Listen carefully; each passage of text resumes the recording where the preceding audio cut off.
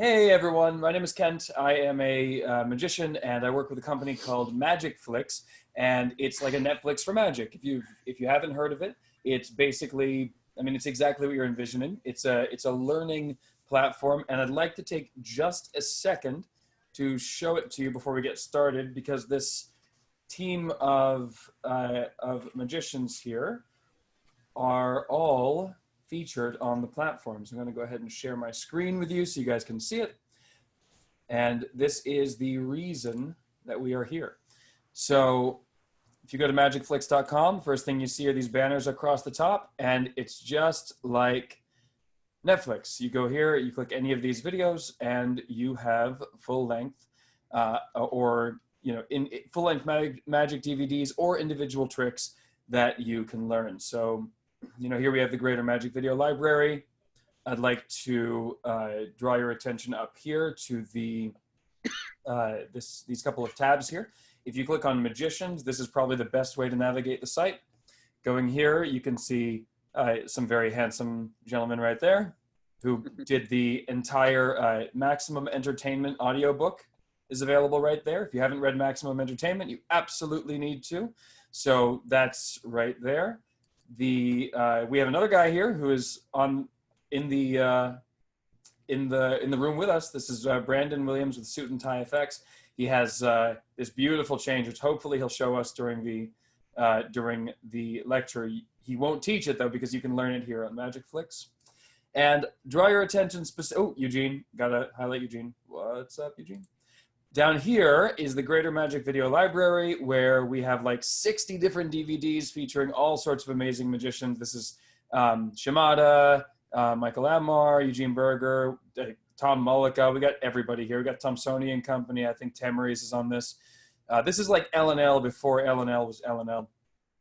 So MAGICFLIX is great. It has modern magicians. We got Pablo Mira and Feminaria.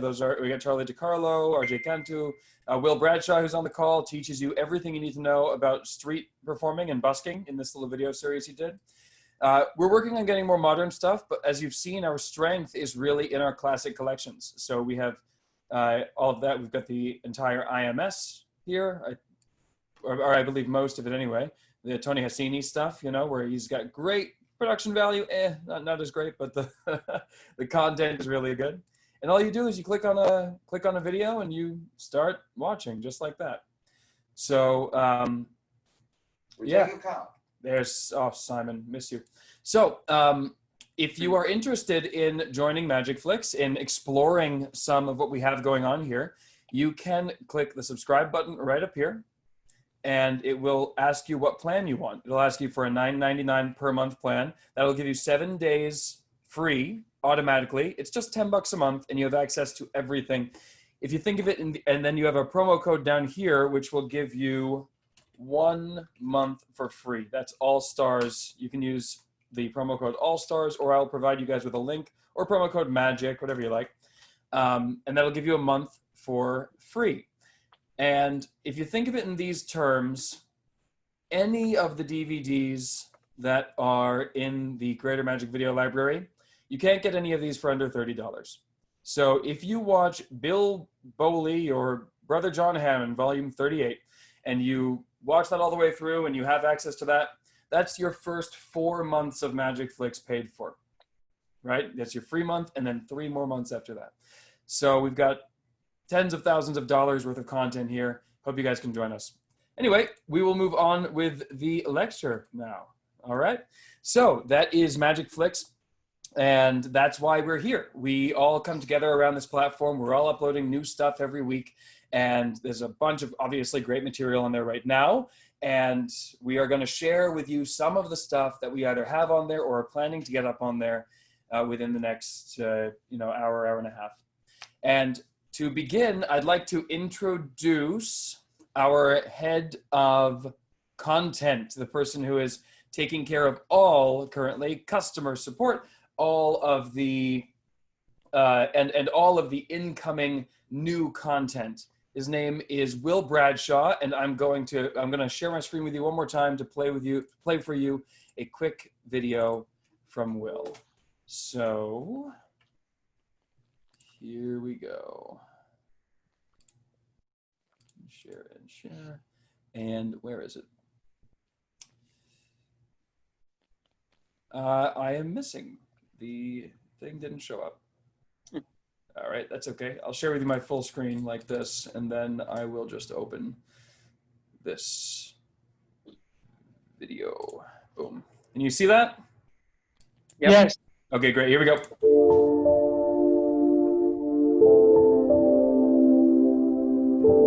What has magic given me?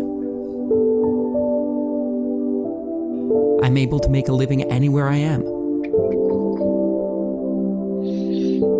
I speak a universal language. I make friends everywhere I go. I travel the world, experience life, all while having the freedom to work where and how I want. All because of magic.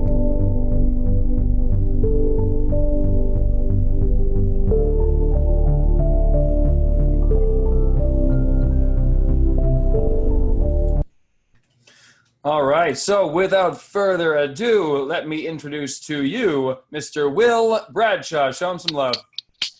Hey there, everybody. Welcome. How are you guys all doing today? My name is William Bradshaw. I'm currently actually at the MAGICFLIX studio where we record new magicians and new material and get it put up on the MAGICFLIX site as well. A little bit of history about me as an entertainer before I go ahead and show you my single favorite card trick. So make sure that you have a deck of cards ready. This is my go-to piece of magic anytime somebody asks me for a piece of magic, because it's a one and done. It hits the magic strong and hard and just leaves them completely amazed. But a little bit of history about me because of my trailer. I'm originally a street busker, actually. I started up in Minnesota, where I originally learned how to do street busking, and then I traveled my way down all the way down to Las Vegas, LA. I've done 2 tours of China as a street performer and entertainer as well. I've performed at the Magic Castle about a half dozen times. And I am also Jeff McBride's opening act. So when Jeff McBride goes traveling internationally or performing at the Magic Castle, I'm part of his show and also part of the opening act there. So a lot of the magic that I personally just love gets that intimate one-on-one experience with the audience that you're performing for. I enjoy my large stage illusions and know how to do that as well. But the magic that really gets me right in the soul is something where the people can handle directly in their hands. And so that's going to be actually the card effect that I'm going to be teaching you guys right now.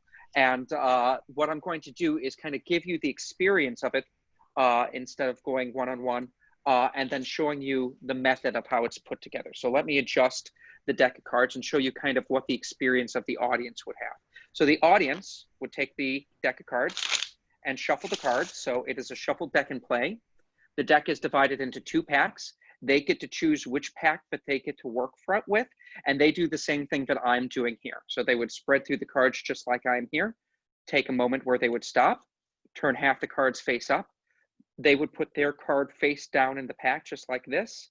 Rest of the cards are face up. So we would be both sitting in a situation where one card is face down in each of our packs. Now, I wouldn't have touched their cards. They would have shuffled the cards and have stopped where they wanted to stop.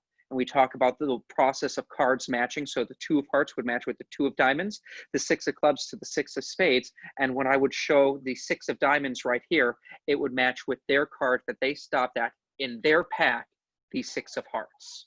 And what I love, love, love about this particular piece of magic is this is the piece of magic that I perform when I have somebody, when I'm working out on the street, who kind of comes in and is like, oh, here, show me a trick, you know, make this happen right now. Give me 1 second, Ken. Somebody's knocking at the studio door.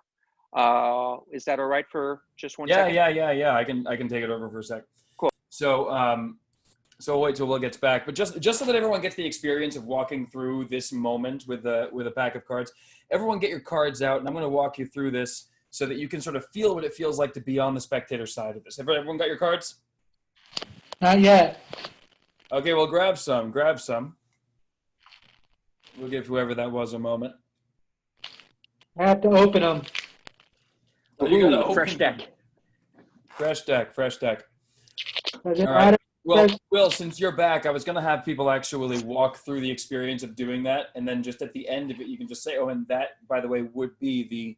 But go ahead, you can take back Yeah. over, and if you want to walk them through that, that would be great. Yeah, so to have the experience, so let's cut off about half the cards because me as the magician would have half the cards. So you as the spectator would be holding half the cards and you would be holding them in your left hand, just like I am here. Right? So hold them in your left hand and spread through the cards just like I am here until you find a point where you're happy and divide it in half just like this. All right, and we'll square up the cards so we don't accidentally drop anything. And we're in this position right here. The cards in your left hand, turn them all face up. Use your right thumb to push the face down card on top of the face up pack. The rest of the cards in your right hand, turn them face up and place it on top so the one card is sticking out just like that. Right? And that is the exact experience that the audience members have. And when they flip this card over, it is a perfect match to the card that I turned over in that same way without looking. So that is the experience that the audience members have. And so let's talk a little bit about the method here, and then we'll go over any questions here. So the audience member would take the deck of cards, and they can actually shuffle the cards however much you want.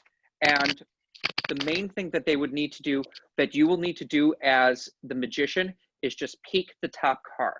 Now that's one of the reasons why I use these jumbo cards, right, like this when I'm performing, because it allows me to do a nice clean peek of the top card. So what I do is after they shuffle the cards, I say, now, have you ever performed any magic before? Is this your first time? And my pointer finger just gently pushes over and I get a nice clean peek right there. And I can do this really far away. And as I'm doing this motion, the 7 is coming in and out of focus for me. So I can clearly see that that's the 7 of clubs. So now all that I do is when I divide the deck into 2 equal parts, I divide it at the 7. So in this case, the other 7, the 7 of spades, is right at the bottom. So I would take it, I would pull it over at the 7 of spades, and then just add a couple more cards onto the bottom. So now I'm in the situation where there are black 7s on both of the tops of the pack. Does that make sense? Yep. Cool. So we're in this situation where we have 2 different packs. Both of them have a black 7 on top. Now, what's great is they get a free choice because it doesn't actually matter which pack that they choose. And what's kind of cool about this is it's almost like a losing control force that the audience member does on themselves. And they don't actually realize that they're forcing a card on themselves. So I'm going to turn my card face up so we can see exactly what's going on here. Now, when I was telling you to perform it, I was actually holding the card in my right hand, acting like a mirror to the audience member. But I give them the instructions, hold the card in your left hand. So it might be a little bit wonky because we're doing this over Zoom. It might do one additional flip, but I hold the cards in my right hand and I tell them to do everything with their left hand. So this is what this looks like with the card face up. I tell them to spread through the cards until they find the spot where they're happy and divide it in half right there. All right? I have them square up the cards, and that moment right there makes them forget that this is not actually from the center over here. This is actually the top card. They forget this moment. So I tell them to take the cards in their right hand, turn it face up, just like that. Now this 7 card would actually be face down right at this moment. And I tell them to push the 1 face down card across just like that, which is the top card from the pack. The rest of the cards turned faced up and placed on top just like that. Okay, so they just forced the top card on themselves in their own hand, but they don't actually realize that they forced the card in their hand. And now we get this great little bit of a moment when we're describing about what just happened, because every single one of these things that I'm about to ask is true. So let's go for what just happened, I would say. You shuffled the cards, correct? Which is true. They get to shuffle the cards. You chose which pack you wanted to work with, correct? They got to choose the pack. They stopped where they wanted to stop, which is absolutely true. And they put that card face down in their pack. And here's the real deceptive part. And I didn't touch your cards at all. And what's really deceptive about that is that the ownership of the cards does not in fact happen until they've chose which pack they wanted to work with. So even though I've touched the cards at this moment and divided it and put the 7 on both of the packs, the deck of cards does not actually belong to them until they've chosen it, which happened later. So in their mind, they say, yes, absolutely. And when they go back and tell people or try to remember it later, they will go, he never touched my cards. I don't know how he did it. And that real subtle time misdirection and the language there makes it practically impossible for somebody to figure out what's going on when they observe it the first time. Now, as with most pieces of magic, it doesn't hold up multiple times in a row because people start paying more and more attention to what's going on. But you perform this for people and it just gets the strongest reactions. So just to go over the move again, and I'll do it with the card face up. Right? I have them spread through the cards. They stop wherever they want, and it divides it in half. We have them square up the cards, which is very important. The pack where they originally started from turns face up. This card would be face down. It goes face down on the pack. The rest of these cards turn face up, and the one card remains sticking out partway just like that.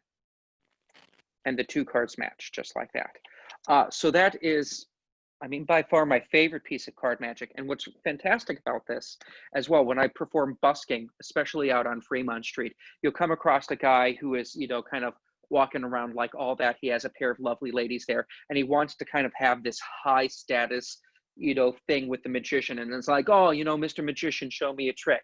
Because, you know, they're probably smart people as well. And so what I do in that situation is I perform one piece of magic, which is just absolutely stellar, and then say, you know, I could show you other tricks, but I can't show you better. Because in that situation, you get a diminishing return for every trick that you perform for a person. So performing one piece of magic and it absolutely fries them, sure, you could perform another piece of magic that absolutely fries them too, but in their mind, they will divide it between the 2 pieces of magic, the 2 tricks. So each of them gets less effect for that person in the sense of trying to get money. So I'll perform the one trick and then I'll say, you know, I could show you other tricks, but I can't show you better, and put my hat out there. And on more than one occasion, I've gotten $20 tips from just performing that one routine in that situation. So it's a really powerful one. And that's kind of my favorite piece of magic that I perform. I guess, does anybody have any questions as well that they would like to ask in the chat? Since I happen to be here, things about the castle, street busking, this routine in particular. Yeah. So here's what we'll do, Will, is while people think of questions if they have them, and to write them in the chat, or if they think of questions that they want to just, we're in a room, so you can just get on video and ask it. We will have you tell us how we can support you, like where we can find your work or where we can help you out, however. Yeah, absolutely. Well, I mean, as KJ said, I'm primarily the person who puts up new content for MagicFlix. So I am part of the MagicFlix team. So the best way to support me is actually to jump on MagicFlix and check out the new videos, the new stuff by Jeff McBride. I edited as well, and I put it together. All the stuff by Banachek, which is up there, I put together and edited as well. So if you guys decide to go to MagicFlix and check out those videos, you know, give it a 5-star review or a thumbs up, you know, that helps me. And, you know, checking out and continuing to practice magic. You can also find me online at themagicofwill.com. That's my website. And, you know, you can find more information about the magic that I do and how I teach and, you know, being street performer from there. Great. So I'm going to make sure that I mark down all of the links that we are talking about, and then I can send them over to Michael. And Michael, you can forward them to the group, correct? Great. Okay, good. So any questions for Will about the routine that you just saw? You can either unmute yourself and speak up, or questions in general. Street busking, you know, he made a living doing that for quite a few years. Yeah, about 12. Yeah. So I'm going to cancel this spotlight. If you have any questions, you can just speak up. Nothing about bus. Oh, yep. My name's Corey. I'm really excited to talk with you tonight because busking is what my interest is right now. My question is, how do you bust when we're in this COVID epidemic? Do you wear masks or what do you do? So I've seen a lot of people continuing to be able to do social distance busking, and a big part of it depends upon what your pitch is put together currently. So I've seen some people being able to do masks and trying to do the standard type of street performing and being able to pass the hat that direction. It works okay. Part of the problem is that we're in, a higher, fear situation and people are worried about getting sick. But one of the things that I've seen be very successful is kind of this form of drive-through busking that people have put together. So they get in communication with either like an event where there would be people kind of going through drive-throughs or setting up with, a public square. And what they do is they create a shade structure for themselves. So one of those 10 by 10 pop-ups. And then they put street busking, drive-through street busking on the sign right there. And as people drive up, they do one piece of magic right there. And then a little further down, they have a spot where their tip bucket is, where the people can just put the tip bucket right in that direction. So it's kind of been a drive-through street busking. I've seen about 2 or 3 people work that with moderate success. So imagine kind of like, in the process of, and I'm trying to remember, I think he had it for a specific like church group that was going on. So the church group sponsored the drive-through entertainment form. And so he went around, everybody was in their cars, and he performed magic in that busking kind of situation, silently to music with their hat. And then he would leave the tip bucket there, walk away, people would roll down the window, put the money in the hat, roll back up the window, and then they would go on to the next car. So I've seen that be quite successful. And I've also seen, just kind of generally, some of the buskers, and these are really more jugglers, but I've seen do this, doing kind of the juggling, over on, the street side. I mean, the safest way that I've seen the buskers continuing to perform in COVID is doing magic for people while they are still in their cars, or doing similar to like sidewalk shows. So I'm certain you guys have seen people do the birthday parties, where it's birthday parties in the block. So the magician performs, out in their front yard. Everybody is there watching the magic, from the distance, and then they go that direction and then continue to pass the hat that way. So that's kind of the situation. But you can also do kind of a busking style via Zoom events. For instance, Jeff McBride's Wonderground, normally they pass the hat at that event as well. And so what they put together was a Vimeo or a PayPal link in the show. So they were performing on Zoom and saying, hey, if you like the show, feel free to tip our entertainers. This is how they make money. So here's the link. And they would put the link up on the page, put, $10, $20 into this because you didn't have to pay for an admission seat. And all of this money goes to these entertainers. So being able to perform magic, like this is something that I've been curious about doing. Have you ever heard of Twitch before? Doing a magic show on Twitch. Yeah. Because they have in real life and people doing cooking. Why not put together a magic show on Twitch? And that's very similar to a street busking because you're performing, you're doing the magic. They don't pay you to be in there. And then you have to go through the process of passing the hat and say, hey, folks, I hope you enjoyed the trick. If you did, throw some bits into my hat. It really means a lot to me. It's time for me to do the next trick. And then that's the way that street busking, in my mind, can reach great amount of people while still having good social distancing.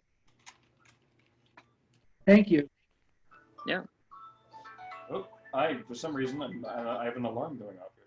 Oh, Yeah. I accidentally hit my tile. That's funny.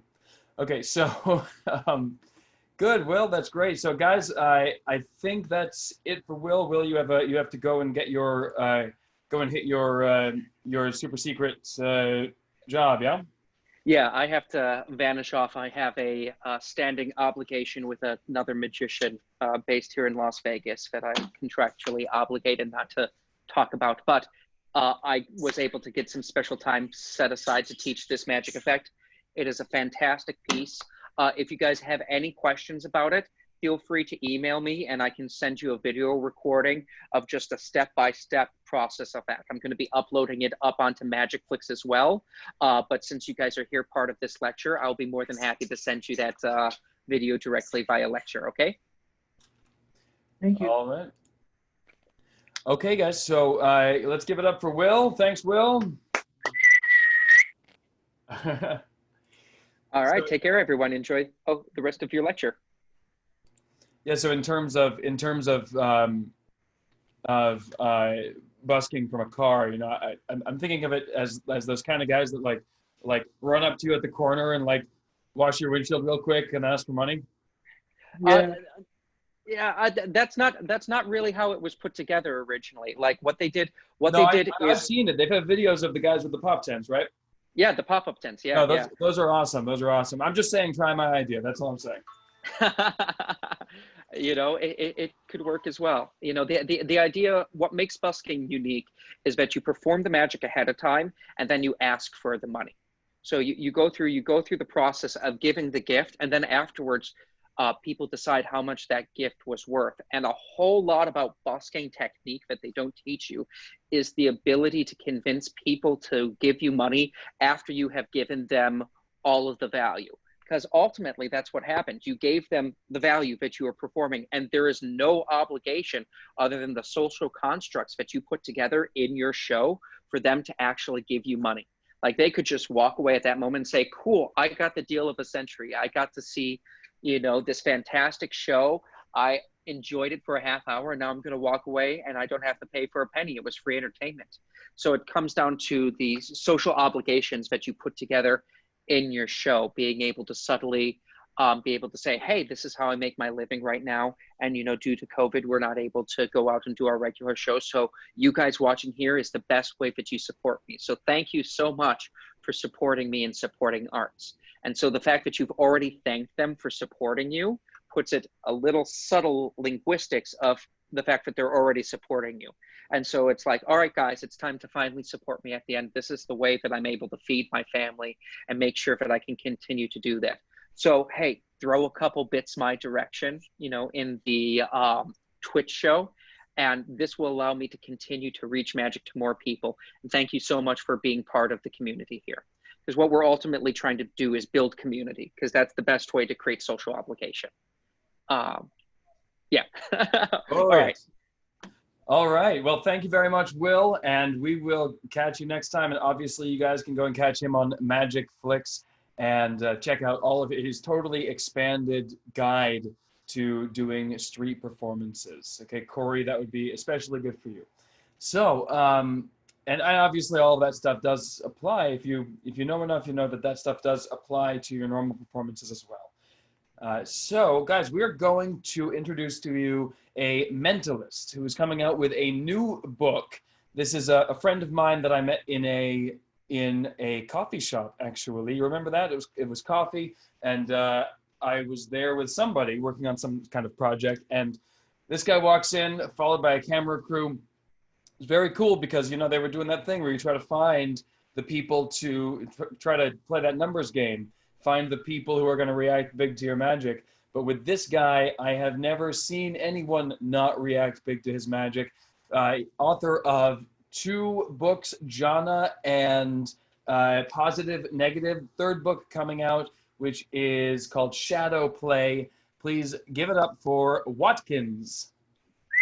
Hey, everybody. So, yeah, name's Watkins, mentalist, living in New York City. I'm going to share with you guys 2 simple mentalism ideas.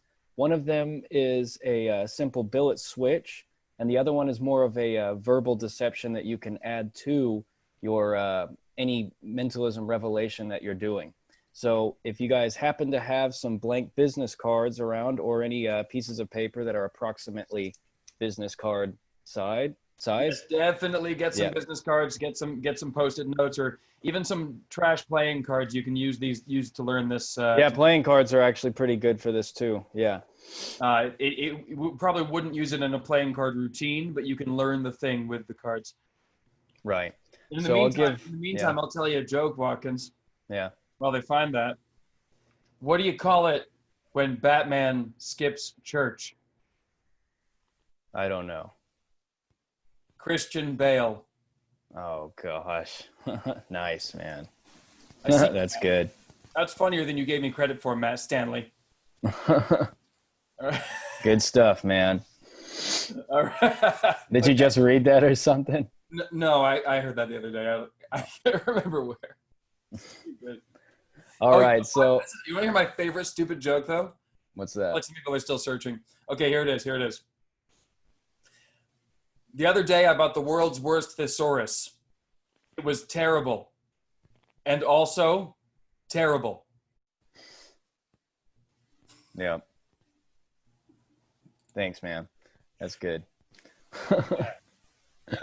Yeah, go ahead, guys. Go ahead, guys. All right. I'm going to assume everybody has their blank business cards or whatever, any kind of piece of paper. What you're going to want to do is fold them into quarters, 2 of them, because this is a billet switch. So the way that this would be presented is that if you were going to read somebody's mind, you'd ask them to think of any piece of information, a name, date, number, anything. That doesn't really matter, but you can hand them one of them, and they're going to write the information and then fold it back up. Now, in the meantime, while they're writing that information down, you are going to be secretly palming the other billet here. Now, this is a dummy. This is going to be the one that we switch in that they are going to think is their billet that they actually wrote on. And I get that into finger palm just like this. And now what's really important about the switch that's going to happen here in a second is that it should look like it was an accident. And the reason why you want it to look like it's an accident is because any time that you can make your secret move something that was the audience member's fault, then it will disappear from their mind. And it will all make sense here in a second. So let's say that they just finished writing down their information. They say they're done. What I usually do while palming the dummy is I say, okay, I'll go ahead and take that back. And I do this motion here. And what I'm trying to do is get them to hand me both the pen and the billet. But I never explicitly say that. I just say, hand me that back. And every single time, or just about like 99% of the time, you're going to get this situation here where they hand you both the pen and their written information right there. I'll cover what to do if they don't do that after I go over this. But for right now, this is the situation we're in. And what you're going to want to do is as soon as they hand you the pen and the billet, you want to immediately say, this is what it will look like. I'll show you what it looks like first. You'll say, oh, actually, I just wanted the pen. Here, you take this back and hold on to it. So what happened right there is I've taken the palm dummy and I've put my hand over theirs and then did like a sort of false take here and then lifted up the pen here and then the dummy here. And I say, oh, no, I just wanted the pen. Now this can go straight in my pocket. And then they're going to be holding on to a dummy billet that they think is the one that they wrote on. Now, the reason why this is so deceptive is because it seems to them that you never wanted them to hand you this piece of paper here. And if you never wanted them to hand you the piece of paper, it just goes into, it implies in their mind that that must not be necessary for how this trick is going to work. And it disappears from their mind. This makes it really good for pre-show and in real time.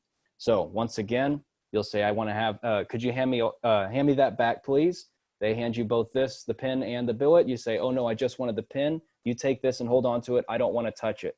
That's another great line to add in there because then it creates that false memory that you never needed to or did touch their piece of paper, if that makes any sense right there.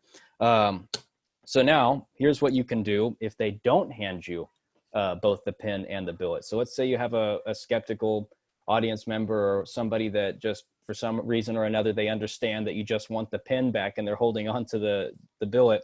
Since you already have this dummy palmed here, you can take the pen, and this is actually a Barry Richardson switch from his Theater of the Mind 2. It's called the business card switch. You can take the pen, hold it in this hand here. It's almost like a magic wand type thing here. Then you can take the billet from them, put it into this clipped position here between your first and second finger. Just so everyone knows, we're now going into a separate switch. Yeah, this is a different, this is entity as a backup plan for the other one. Yes, this is if that switch that I just taught didn't work in the respect that they didn't hand you both the pen and the billet, this is what you do. This is your backup plan. So let's say they hand you the pen. You say, okay, excellent. Then you just take this from them and say, I want you to verify, while palming the dummy here, I want you to verify that you can't see what's written in there. When they say that they can't, say, okay, I just want you to keep this folded up and then hold on to that. And in that motion, I've just switched it. So it should look like you just gave it their billet a crease. And this is what it will look like, just like that. You can see it's really quick and pretty deceptive.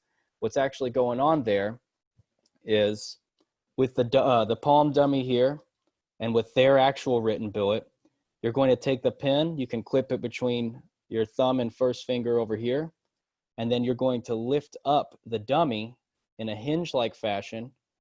You're inserting their billet here, and then with these fingers, you're palming this here, using your ring finger right there. You can hold on to that one while using these fingers to grab this one and then bringing it out like that. So in slow motion, this is what's going on. And it should look like you just gave it a really quick crease. Like, go ahead and just keep this and keep this folded up and take it back.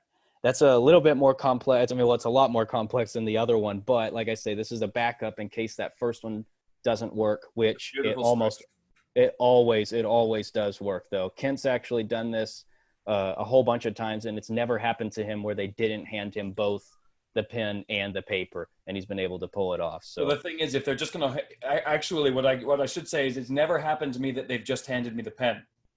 Oh right, yes, yeah. I have it obviously, right? You're doing a fake take, right? So if they hand you the pen and the paper, that's ideal, because then you have a reason to close this hand.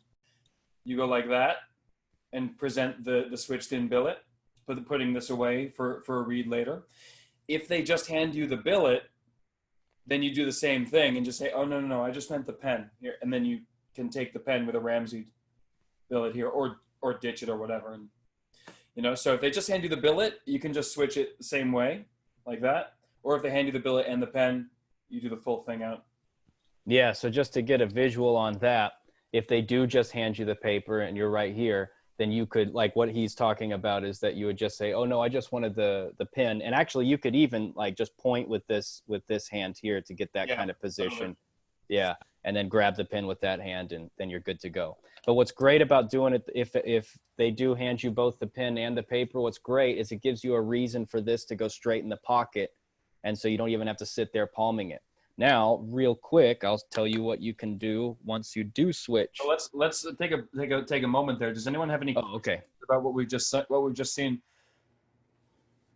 I mean, he could probably go over that second switch once again, but the first switch, the whole idea is that we're switching out a billet with written information on it and getting that billet to the pocket.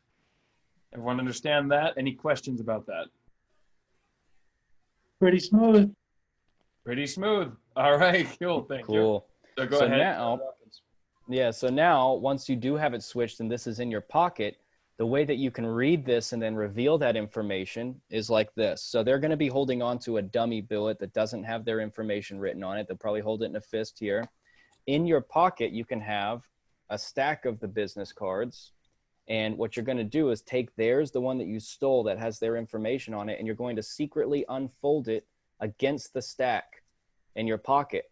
So when it's time to reveal whatever information it is, you'll take the whole stack out and you'll be reading their information while you're supposedly writing down whatever your guess is. So you'll be sitting there reading it. And the way that you can actually write down what it is you'll be like, okay, and pretend to write something and then scratch this out, take a different billet from the back, bring it to the front, actually write down what you just read. And now this can go in the pocket. And you can say, now I want to switch with you. So remember, this one doesn't have their information on it. This has your revelation on it. You can say, okay, I'm going to take yours. Don't look at mine yet. And now you're going to do what's called a miscall or a false call, however you want to put it. You're going to take the dummy, and I always like to turn it once and then say, oh, so you wrote down the name Bob. And then you can put this in your pocket. Go ahead and take a look and see what I wrote. They'll turn this over and they'll see that you got it correct. So that's a simple switch and read method. And is there any questions about that so far? You can either type them into the chat or just make yourselves audible.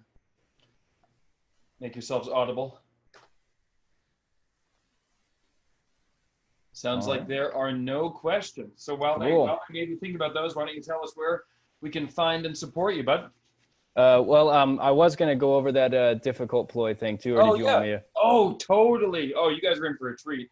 I didn't think you were going to tip this. to?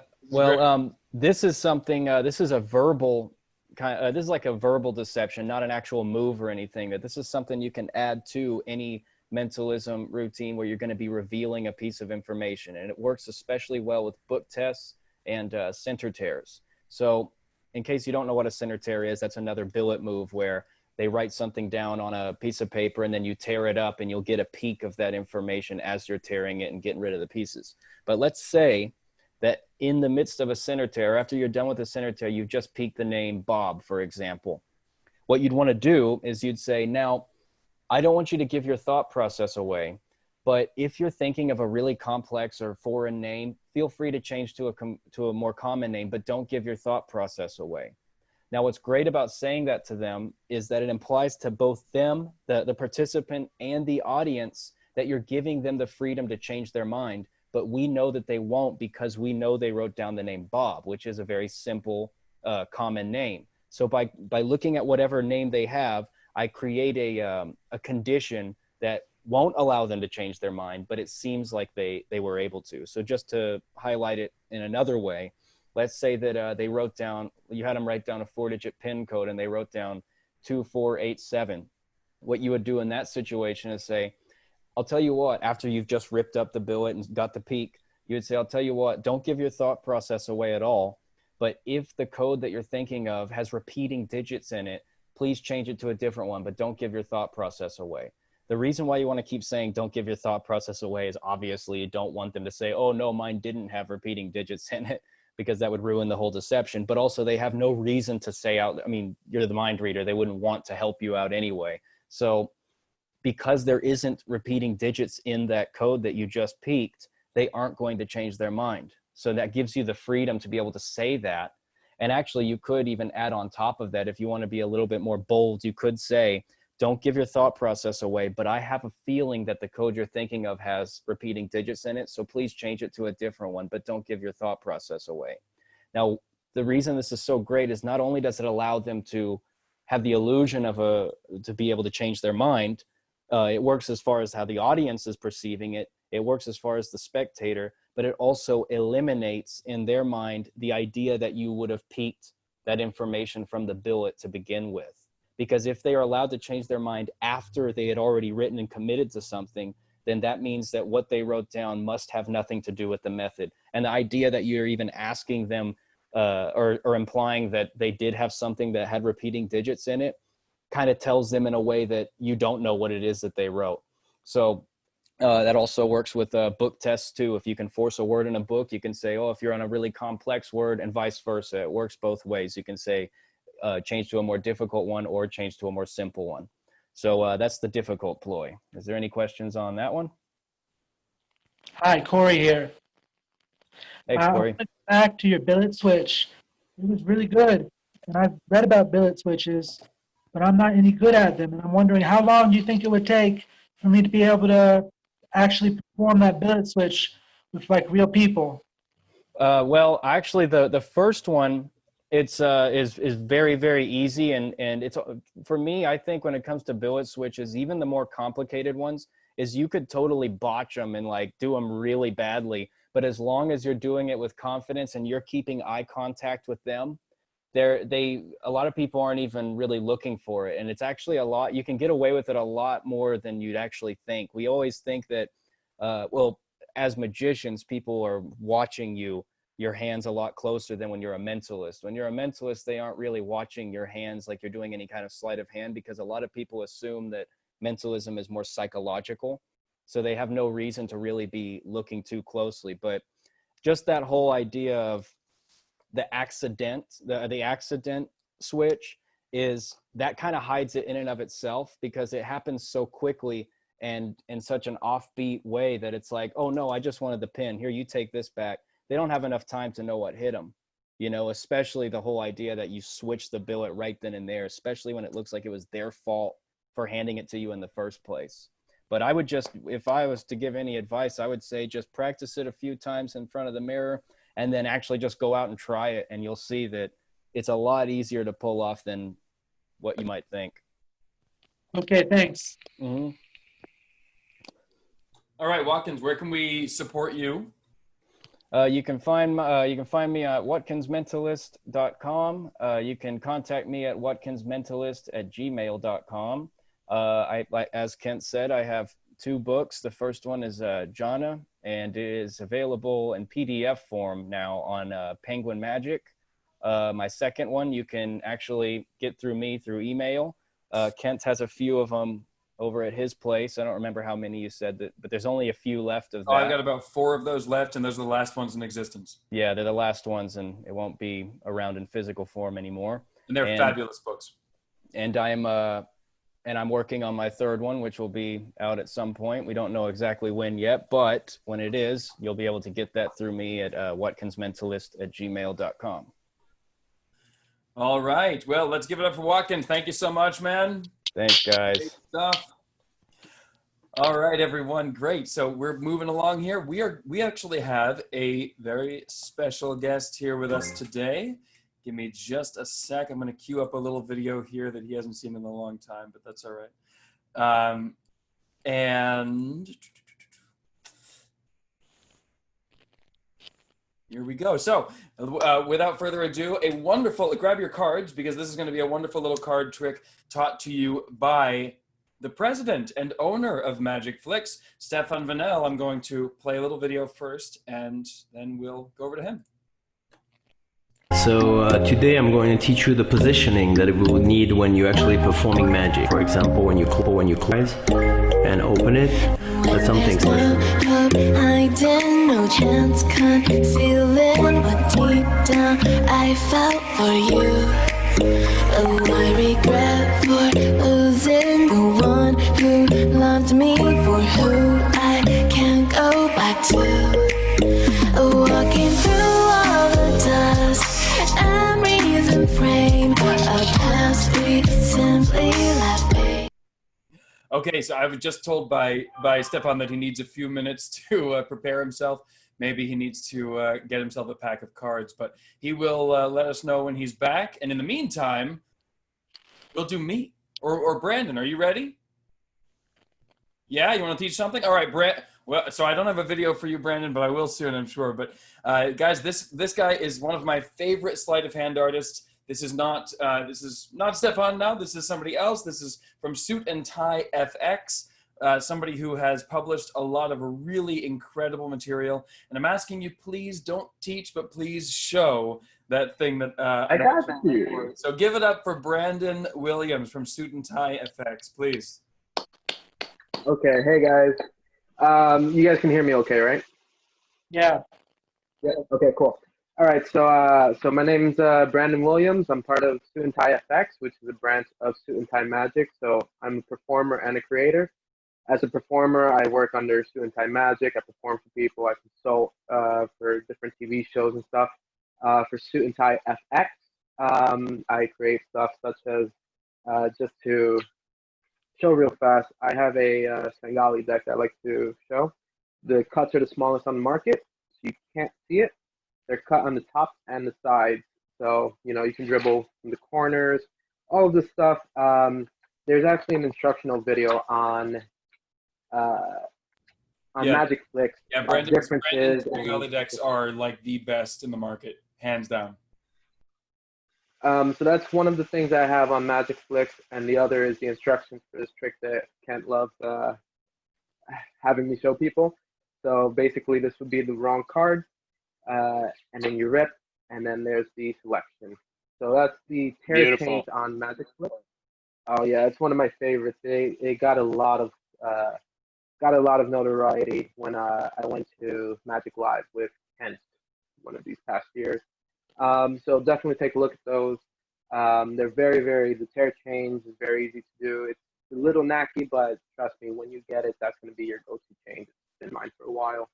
The thing I'm about to show you guys is something I've been playing around with. I don't normally perform it, but it's a nice kind of show-offy piece. When I perform it, I'll ask someone name a playing card. Let's just say you said the queens. Now, it could be a different card. In fact, does someone want to name a card for me? Four of Yeah, clubs. it doesn't matter. Four of clubs? Okay, so we're going to take the four of clubs and we'll take another, the other black four. So, let's take a look. You get two cards out. Now, this trick works when you place the cards facing opposite directions, kind of like this. In fact, let me put them face to face. Give me a sec. Here you go. And watch, if I just brush them, one of them actually changes to a queen. If I shake this one, that one also changes to a queen. Now, it doesn't stop there, because a moment ago, these were the fours. But of course, you chose the fours, I set the queens, and there it goes, and these are the queens, and you could go into whatever trick using, let's say, the two queens you want. So the reason I use the queen, I'm sorry? Okay, the reason I use the, following along. oh, thank you. So the reason I use the queens, there is a setup, but the reason I use the queens is like when I perform for, you know, live people, I'll usually turn to a woman and she'll say like either Queen of Hearts, Queen of Diamonds, and I have that set up. If they don't say the cards that you have set up, you have them name any cards, and then they change into the cards you have set up. But really, you're looking at maybe 3 different changes, if I count that correctly. And it's just, you could take 1 or 2 of the changes, use them separately. But basically, the setup is whatever card you want to use, whatever pair, let's say, you're going to take those out, you'll place them face to face at the top of the deck. That's pretty much it. Normally, if a card's not going to be named, I'll just take out the jokers. But I'll ask for a card to be named with the hopes that maybe it's one of the top 2 cards. If not, in this case, you guys said the 4, the black 4s. So I take out the black 4s, and then I go into the trick from there. So the setup again is just these 2, whatever pair you want at the top, face to face. Now, as you're displaying the cards that were named, you're going to just catch a break below the top 2 cards. So a nice pinky break. You're going to place these 2 named cards on top, flush, and then pick up the whole set of 4. Okay, so that's the 2 queens and the 2 4s. Now, I tell them that for this trick to work, the cards have to be facing opposite. That just gets me to show them, it gets me to display the cards front and back again before I go further into the trick. So show show back to back. And then I say, actually, I'm going to flip them the other way around. So now you've got it so that these 2 cards are kissing, and then your setup cards are at the top. I hope you guys are following that, okay? So at this point, you're going to regrip so that you're holding all the cards with, in my case, my right hand. And you're going to kind of flick the cards. At some point, I usually go on the 3rd flick. You're going to push everything over and kind of regrip so that you can just grab the face-up queen and the face-down queen. So you're kind of just pushing everything over and then regripping here. So it looks like the face card changes. This one can change instantly just by flipping over, or I kind of delay it and I make it look like there's another move going on. And then I change it. At this point, you display both queens back and front as you catch a pinky break below the 2 4s. You can use whatever pattern, but to do the next change, I place both these cards on top. Of course, I'm going to be grabbing all 4 cards. And you're going to kind of be doing I forget what the move is, but you're going to place the entire packet towards the top of the deck and then kind of book open the top pair. Again, I don't remember what that move is called. Basically, you're here, split the bottom card a bit so that the rest of the cards can pop off. So that's change number 2. The last one, as you display these, again, grab a pinky break below the top 2 cards, place these on top, grab all 4, and all you're doing is you're just flipping the cards Yeah, I think it's the paintbrush change. Thank you, Dylan. So yeah, so then for the last change, you're just picking up all 4 cards, and you're kind of letting them fall in a flipping motion, kind of like that. Not so slow, but you're kind of just forcing it down, and then it'll flip around your finger, like that. And that's it. So I know that was really fast, but again, like, each change is its own little thing. Each change is very simple. This was just combining all 3 together. If you guys have any questions, let me know. But that's just a little kind of change series that I played around with years ago. Great. Yeah, I like when you put together a sort of modular routine and you teach it, then you're teaching three simple tricks, relatively simple tricks that go into a that fit well together into a nice little routine. So thank you for that. Does anybody have any You're questions? And while you're thinking of questions to either just speak up or ask, or any comments that you have, Brandon, why don't you tell us where we can support you, where we can find you? Cool. So right now I have my website still in the works, but it's up right now, called Suit and Tie FX. It's Suit and A-N-D, Tie FX, so everything's spelled out except for F and X. So that's .com. You can also find me on Instagram, Suit and Tie FX. That's if you want to purchase tricks, and if you want to support me as a magician performer. Suit and Tie Magic, again, everything's spelled out, everything's spelled normal. That's .com and Instagram. All right, I just was writing all that down. So yeah, let's give it up for Brandon. Everybody, however you express that. It seems to me that we have our guy back here, Stefan. Are you with us? Oh, you're muted, Stefan. So go ahead and hit that bottom left button. Well, you figure it out. I'll Yes. Tell another stupid joke. Oh, there you are. Good. All right. Yes. So I had a dog emergency. Dog emergency. Yeah. If you saw Yes. that cute little dog he was holding, apparently she ran out of the house onto the street. Yes. As soon as I started performing, she didn't like it, so she left. I have to go catch her. So let me try to put it so you can actually That works. see. If it'll stay. Yes. It does work. Aha! Up. Of course not. Too good to be true. What about? Kind of. Okay. Can you guys see a little bit? Back it up a little bit, because then it'll be, if you push it back farther on the table. Mm-hmm. Nice. I think that'll work. That'll work Much better. Okay.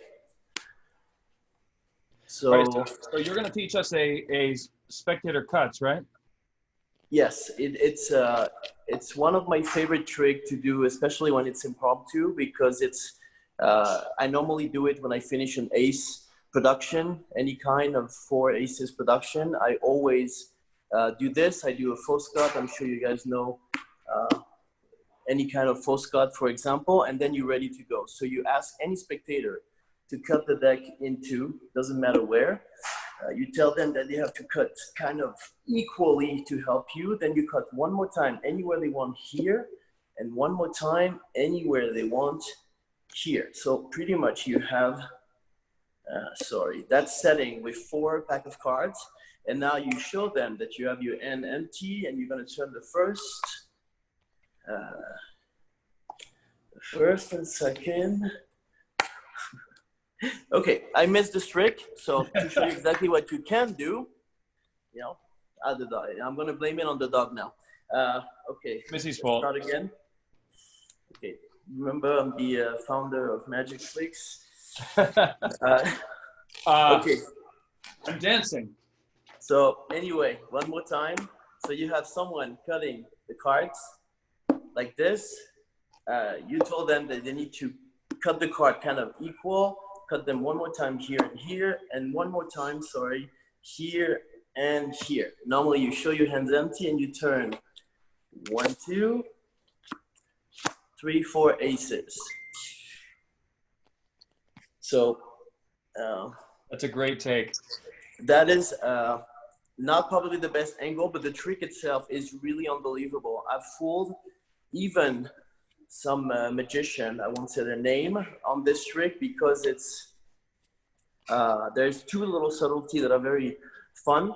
So obviously you understand the only thing you need to have is the 4 aces on top, and you need to know one little move. So when they're gonna cut the deck right here, they're gonna cut, it doesn't matter where they cut, but you're gonna say right away, once they cut, that you're gonna try to keep the 2 decks equal. When you do that, you understand that you have the 4 aces right here. So you're gonna grab this, and you have to actually learn how to how to grab 2 cards, right?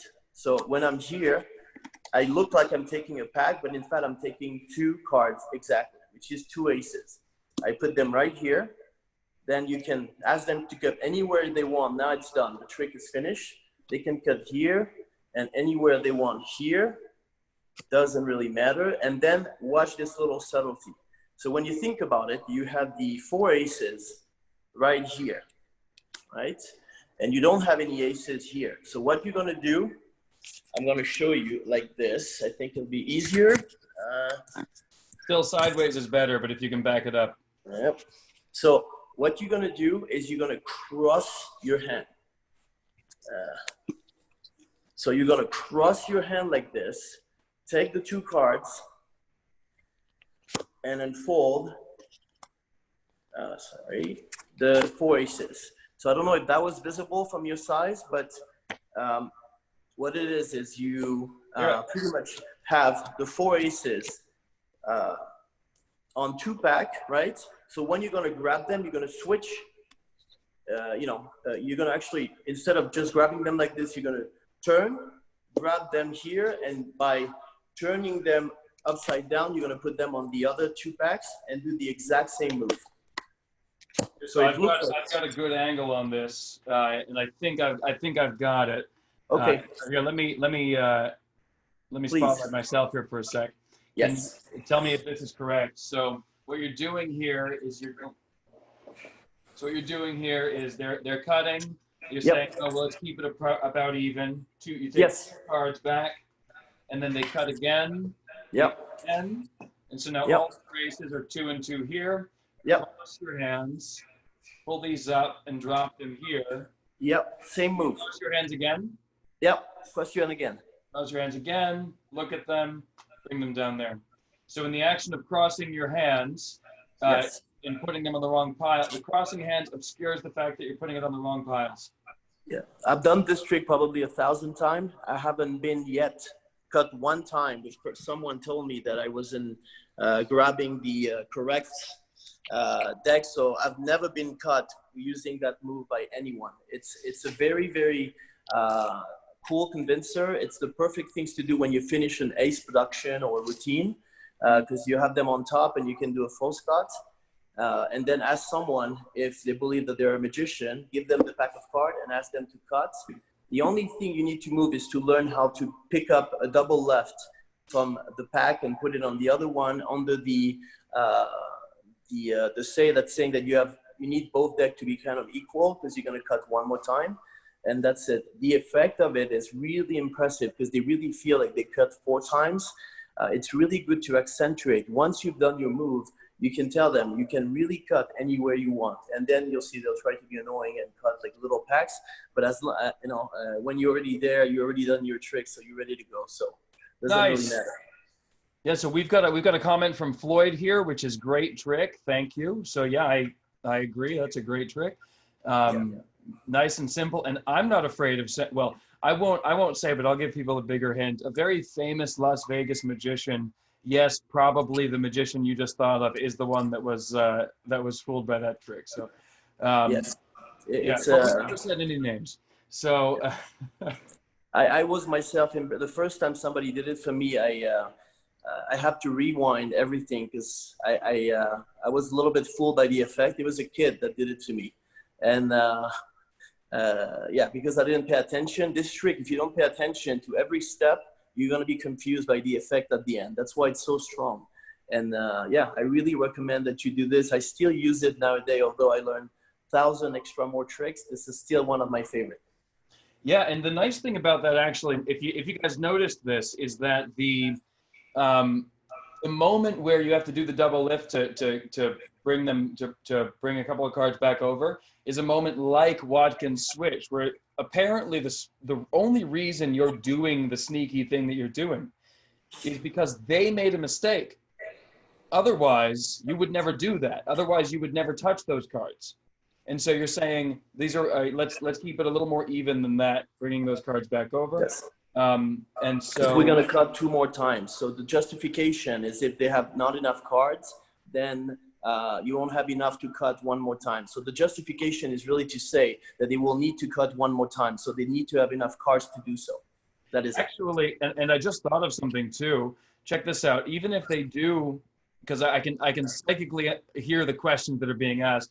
Even if they do cut very shallow on the first cut, you can still do the thing and say, let's keep this pile a little bigger, and then have them cut this pile for the rest of them, leaving this pile alone. So they can then go like this and like this. Yeah. And still set up. Yeah, I haven't had people that really, and I normally have annoying audiences for this trick, because the second time you give them full power to cut on their own, and they will, trust me, try to make some funny cuts. They will really feel like they have full freedom of movement, and therefore they will be very surprised by the end result. I've never been cut on the cross fingers. This is very, very, because, you know, when you unfold the card, you turn, so it's very confusing for people to really catch that it's not coming from the same 2 decks. And yeah, it's really fun. You know, every time I remember it, because at one point when you know 1,000 tricks, it's when you remember the right one at the right moments. I'm always very happy to have this one on my sleeve. All right. Well, very good. And thank you so much. Let's get some love for Stephane here. Thank you so much, man. Thank you, guys. And good. So I'm gonna finish this up, guys, with a trick from me. This is from my book. I got a book out. Can I ask a question real quick before you guys press on? Yeah, if there's any questions. This is Mike. Yeah, I had a quick question. Yeah. The second hand cross on the last one. How important is that second hand cross? Seems like the first one, the second one, you're not being chased, so why run? Because I think that's where the dirty work is, right? There's the first hand cross. Yeah. What's the second one? The reason is if you don't do it, they're gonna wonder why you did the first one. Check. Gotcha. You see what I mean? When Absolutely. you do it twice, then you're like this. If you do it only one time, they're gonna tell, okay, why did the first time was different? And then they will second guess why you did it at the first place. If you do it twice, makes sense. Then Just stay consistent. Yeah. Yeah. Exactly. Makes sense. Thank you. So it's a matter of flair. Then your first one is style points, and the second one is just to keep it going. Consistency. There you go. Yeah. Exactly. Thank you. All right. But wait till you see the effect on the people and the reaction. This is going to become one of your favorite routine. I mean, one of the most powerful effect that I have with the card to mouth. Really one of my most powerful effect, and it's pretty simple once you know how to do the double lift. Yeah, I love that trick. Yeah. All right. So, any other questions for Stephane? I like that trick a lot. Thank you. Welcome.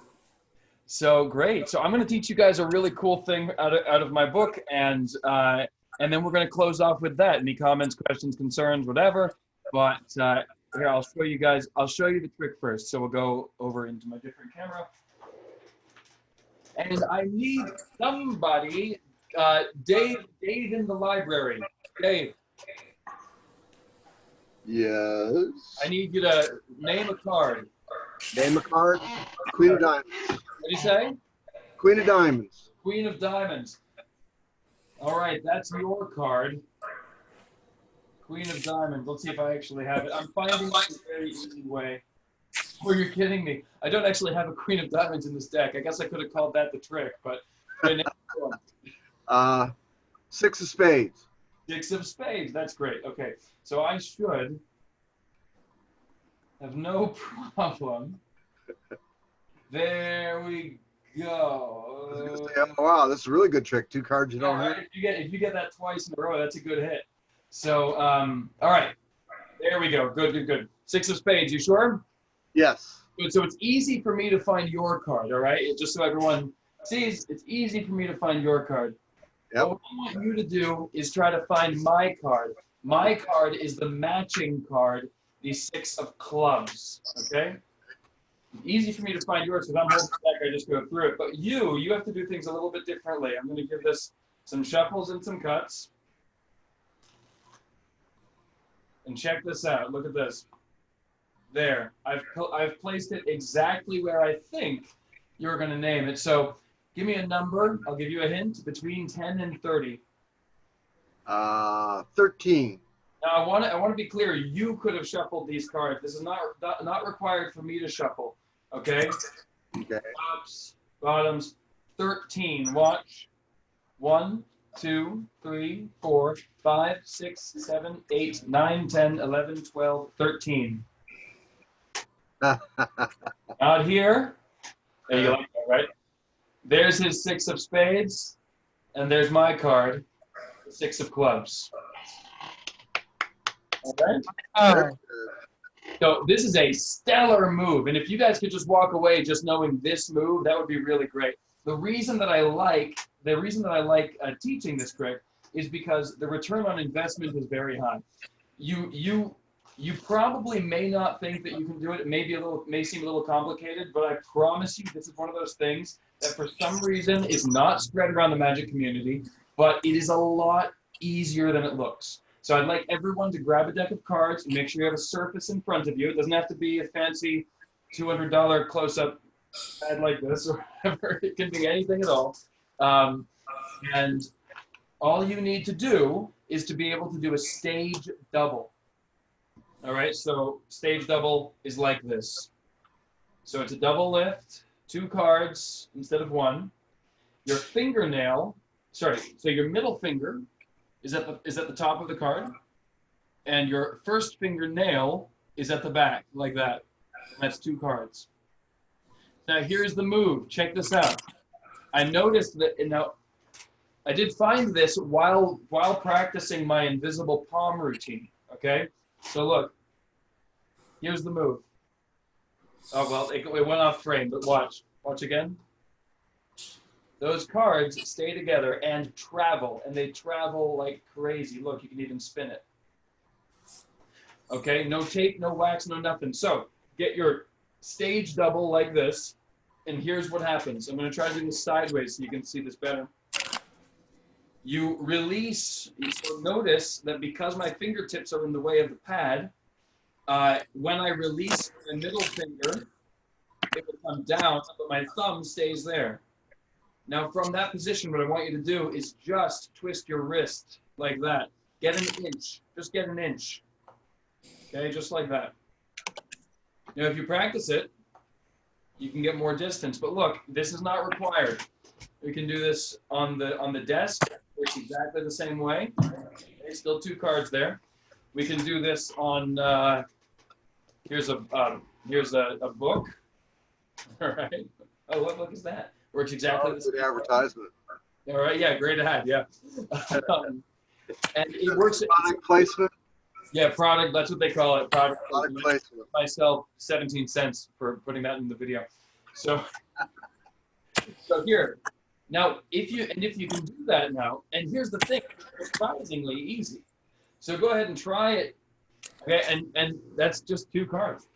So the cool thing is, you can even take it farther than that. You go like this. Oh no! Oops.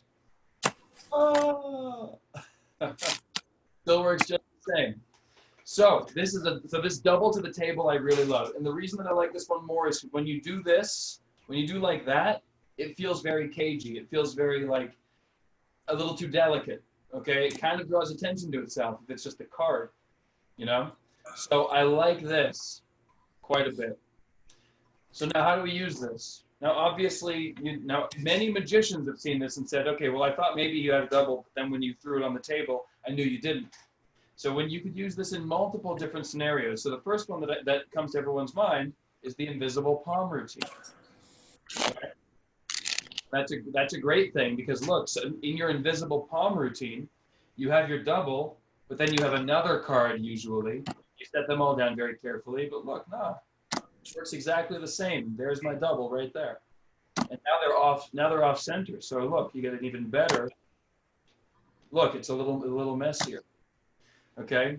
So it works just the same whether the double is alone or whether it's with other cards. Okay.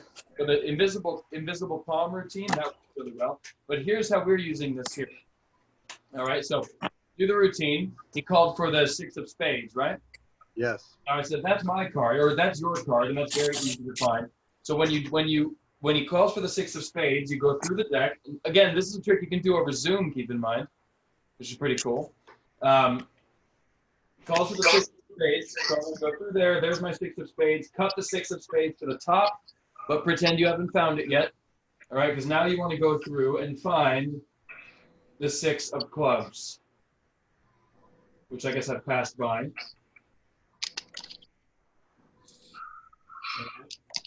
And I guess I've passed by it again. It must be really near the bottom. It's a double on the top.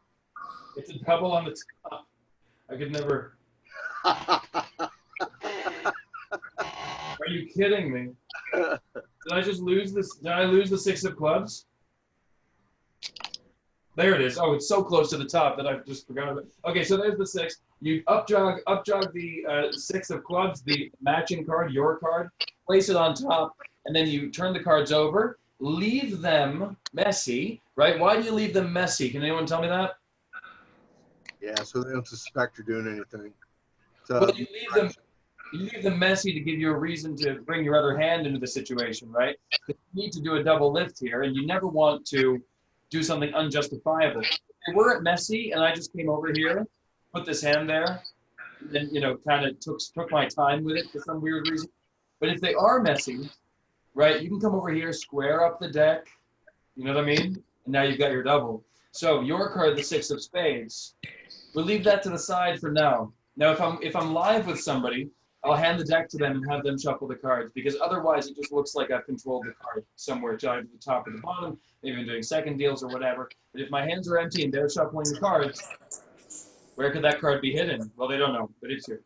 So now, once the cards have been shuffled and they've given you a number, you go ahead and deal, and you're dealing in a line such that, if it's, let's say it's 15, such that by the time you get to 14, you're almost here, okay?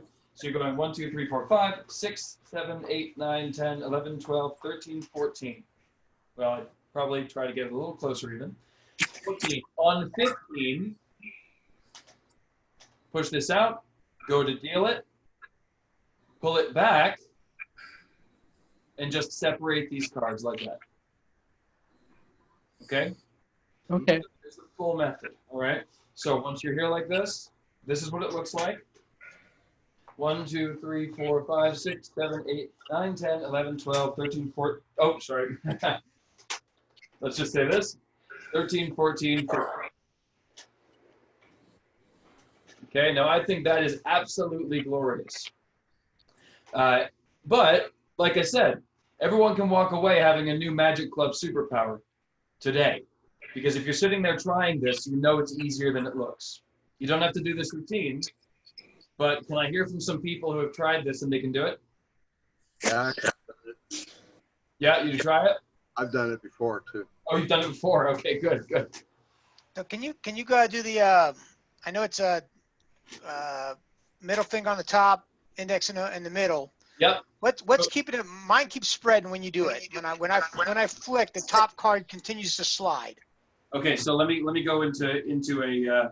And so if it's a relatively new deck, that helps. Yep. It doesn't have to be brand new, but so here's the situation. This finger is pushing down on the card like this. The middle finger then lets go, and the thumb there's still a pocket of air here under the thumb, but these two cards now have been pressed so hard that they don't have any air between them. Now your fingernail is touching this card here, and when you twist your wrist. And you're just twisting your wrist. Don't think of pushing with your thumb. Just think of twisting your wrist. And that when you have your double, even while you're holding it before it gets to the table, you do want to be giving that bend to it so it gets that vacuum effect. So it comes down like this, middle finger, boom. Just twist the wrist. And your first finger here is your fingernail on the back of the card. You just want to specify that. Your thumb is the pad, but your fingernail, so that when that lifts off, it doesn't have any stickiness to take the card with it. Okay, so let's see if that helped you at all. It did. Yes, good. Right? Good, good. That and the flick of the wrist instead of pushing with a thumb. Yes, yeah. You don't want to push with your thumb. You want to flick with the wrist. Another thing you could do is just pump the card a couple times. You're showing, just pump it. He's mentioning if you pump the card a few times, then what you're going to end up with, like this. I'm exaggerating here. Yeah. But then what you're going to end up with is really what you're getting is these two cards have no air between them. And as you push that card, like a magic carpet, that thing comes up in the front and then just sort of glides along whatever surface it's on. Now you can mess this up by if it's like you can't see, but this has some cat hair on it or whatever, you know. But like if there was like a snag in the tablecloth, it could mess things up. But now here's another fun thing you could do. So I would just test the surfaces first. Another fun thing you could do is as you're flicking your wrist, you can twist with your thumb. So you get a little spin action. It's pretty cool. Yep. It's working out. Even falls off the thing, it stayed together. Look at this. Oh, look at that playing card that I lost. Is that yours? No. Boom. So so yeah. That was cool. Yeah, well, thanks. That's. I mean, do you know the snap change? No, I don't do the snap change. Oh, that's old as the hills, guys. Snap change is great. But yeah. So. Oh, that change you were doing yesterday though was great, Kent. Oh, hey Robert, how are you, man? Hey, what's up, buddy? I'll show you guys the RAL change, but then I'll tell you where you can find it. It's probably better on the other camera. Actually, no, I think I can do it here. So check this out. This is one of my favorites right now to play with. This is a beautiful piece. Take that 8 of hearts and just give it a little whoop like that. Change diamonds. And then right back again. Wow, that's pretty. Yeah, it's called the REL change. It's a $10 download on Vanishing Ink. So if you're interested, you can go and find it there. So we are finishing up here, I think. But one quick tip for what I was just showing you there. So a couple of small notes, right? So as you're dealing, you might be tempted to just deal in a pile here next to the card. But I would say don't do that. What I would say is, if you do want to do this routine, what I would say is deal like this toward the card, because what that does is it creates an animation for the eyes to follow. Not that they can see this, they can't see this, they won't see this if you've done it right. But as you're dealing the cards, if you create this sort of animation, it does create a motion that will draw the eyes away from that card. Now, when you get to this card, it's obviously best if you're dealing grip, it has your first finger in the front like this, okay? So if your first finger's in the front like this, that helps. So you can get used to dealing cards like that, a slightly deeper grip on the cards, if you know what I mean. So that when you get here and you go to do that fake deal, then that's it. So let's see one more time what that fake deal looks like in detail. From here, you come and grab the card. Pull the card away, as you're bringing your hand down here, and really it's just about opening up your finger here and pressing the card up to the side with your thumb. I'll press it up to the side and forward because I want it to be different on 2 planes, not just 1 plane, if that makes sense. And even if you can get a little bit of a rotation, that's even better. So it's the difference between this and this. Okay, I think that just helps with helps the illusion a little bit.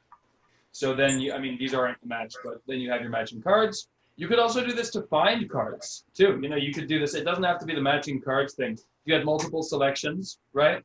Okay, your card was the ace of diamonds, so there's the ace. Set that aside. But your card was the 8 of hearts. Give me a number between 10 and 20. 11. Great. 1, 2, 3, 4, 5, 6, 7, 8, 9, 10. Oh, 10, 11. And there is the ace of diamonds, of course, but I also found your 8 of hearts. Okay? So you can do that kind of thing. But more ideas on this thing are in my book, guys. I'll tell you how you, first of all, any questions for me on that or anything else? No, very good. Thank you. Great, good. So I'll give you my short my short pitch on where to support me, and I'll include all of the links inside of the thing that we send out at the end. Let me switch back to my other camera here. Hey, Kent, real quick, what kind of close-up pad is that? This is, I don't know what this is actually called. I know that it was actually purchased for me, I think, as a birthday gift, but I don't know I can't remember the exact occasion, but it was purchased for me as a gift by STEPHANE. So he could tell you if he's there. Do you remember what kind of pad this is? Yes, this was actually, I bought it at Magic Live.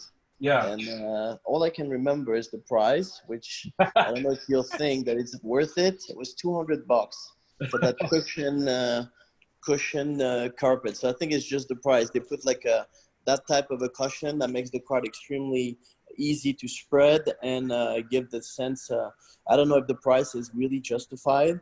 But it seems cool at the time, and they had a line of people buying it. So being a sucker like I always been, I feel like it was needed to buy it. So $200 per two. So that was $400. So good business. Well, beautiful pad. Yes, it is beautiful, and it's I mean, it's obviously you can use both sides. Both sides are workable or working sides. So. Nice. You know, if you do any mentalism, Chaim Goldenberg put out the BM project, black mat. You could use this side for that too. Yep. Any of your shin limb type material can be done here.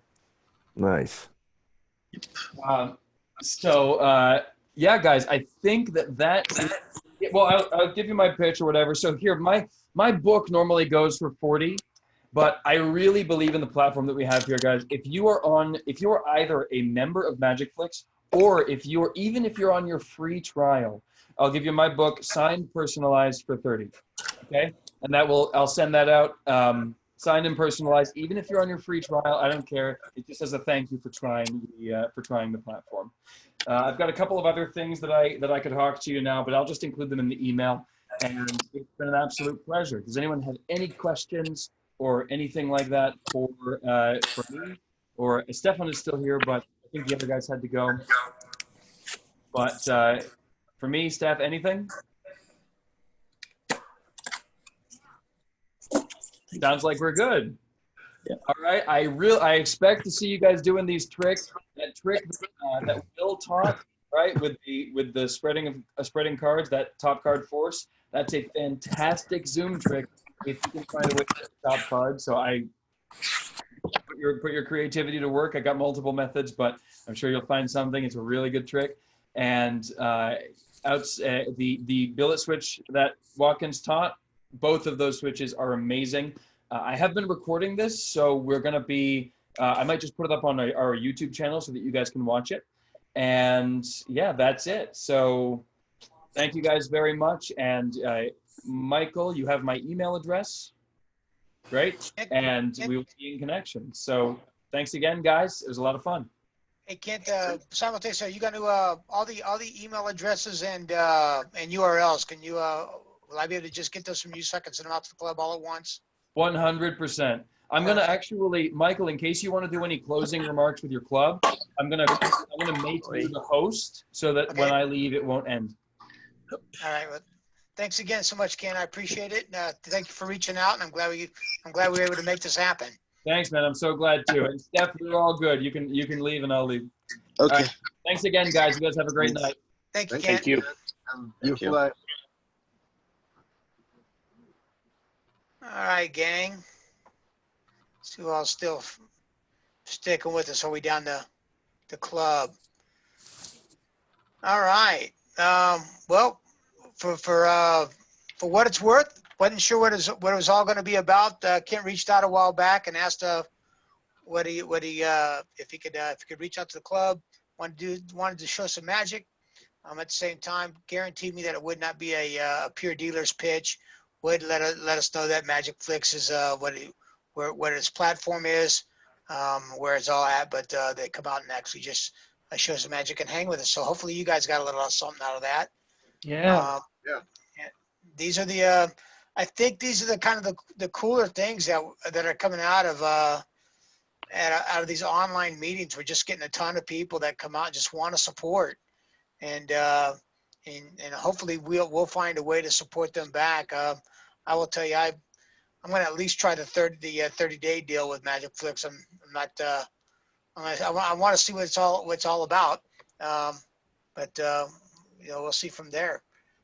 So I know we got some extra time. So with that, does anybody have anything they want to have? We were going to do some performing and everything like that, but now we got some time to do that. What was that? The word for the free trial? All Star. Oh, well, one is Magic. He also had All Stars in there for another. All Stars. Yeah, and I'm gonna get. I'll get that. He also gave me some. He also gave me the link. It goes directly to the free trial, so I'll make sure I get that out to you as well. So I'll get one big email out there to everybody that has all the URLs and all the emails of each of these guys, and you can reach out directly to them. So with that, who's got some stuff they want to? Anyone got something they want to show? They've been working on. Matt, I see your hand out there. Go ahead. Yeah, sure. Hi. Let me see if I can get you over to Spotlight there. There you go. Hello. All right. Show you something kind of cool using just a little paddle here. Blank on both sides. I have a dry erase marker. I'm going to take the marker and I'm going to put 1, 2, 3 X's on one side, 1, 2, 3 X's on the other side. So that, of course, gives us 3 X's on this side, 3 X's on this side. Now, whatever I do to one side actually happens to the other side. So let me show you. If I were to erase the X right here, it actually erases the X from this side as well. Whatever happens to one side happens to the other. It's a little confusing. It was less confusing when we had 3 X's though. When 3 X's were on this side and 3 X's were on this side, it was a little easier to follow. But whatever we do to one side, like if we were to erase this X, it actually happens to the other side as well. If we were to go ahead and take and get rid of this one right here, that leaves us with 1 X on each side. But it was less confusing when we had 2 X's on this side and 2 X's on this side. I get that. But if we were to go ahead and get rid of this one, that of course gets rid of it on the other side. It's really important that this X is right here and not way down here. When it's down here, that's not where it should be. It shouldn't be at the end. It should be way back up here closer to me. But I can, of course, give it a little flick like that. If I give it a flick, it'll actually jump down to there, and it's on both sides. Now, if we were to take it and erase it all together, so we have no X at all, it's actually here on my hand. If you watch close, we could actually take it and put it right there, and it of course appears not on one side but on both sides. Now this is magic marker, magic ink, if you will, so we can actually take the ink right off, and we have the pen and the paddle, and that's the trick.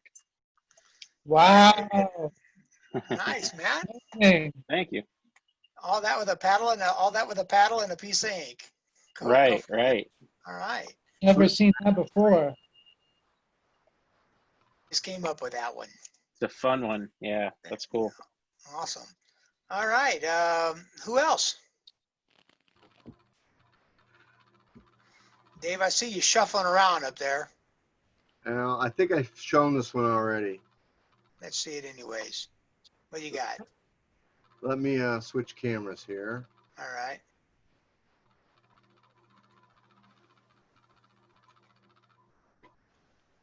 Once you get the switch, I'm going to change. There you go. Spotlight you. I'm pretty sure I showed this one already, but I'm not. Oh, I got to turn off my virtual. Yeah, other than that, we're seeing right through you. Yeah.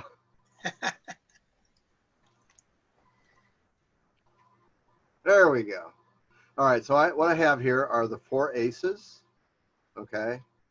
And what they are is, this is the world right here. So if I take the ace of spades and I put this one here, where would someone like to go? Where would you like to go in the world? Anywhere in the world, Mike, where would you like to go?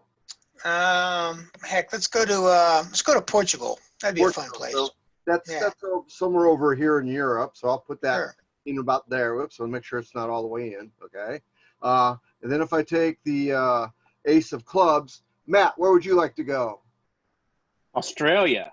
Oh, that's down at the bottom of the world. So I'm going to put that one right about here. Right about there. Okay. And then I'm going to take, whoa, my world's falling apart. There we go. Hang on. There we go. All right. So, and if I take the ace of diamonds, Corey, where would you like to go? France. France. Oh, that's back in Europe. So we'll go here. And then I'm going to choose where I take the ace of hearts. Okay. Ace of hearts. I want to go back to Vegas. I'm really happy to go back to Vegas. So that's over on the West Coast.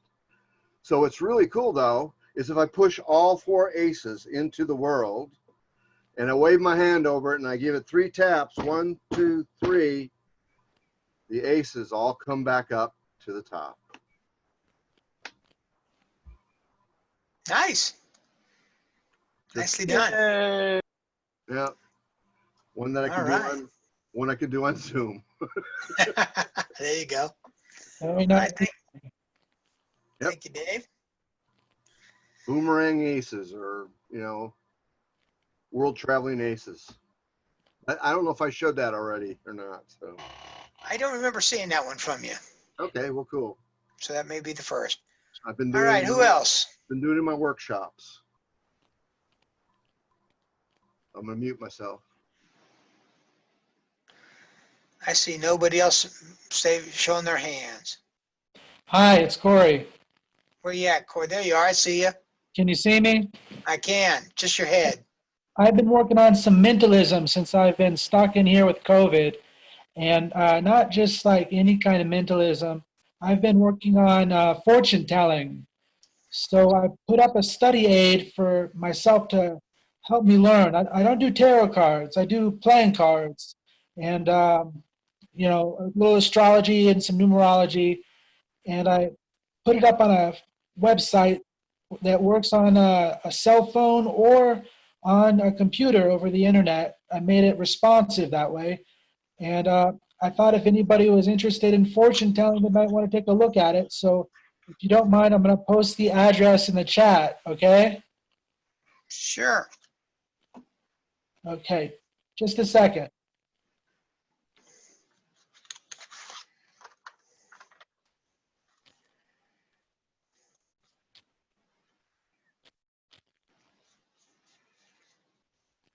Almost have it.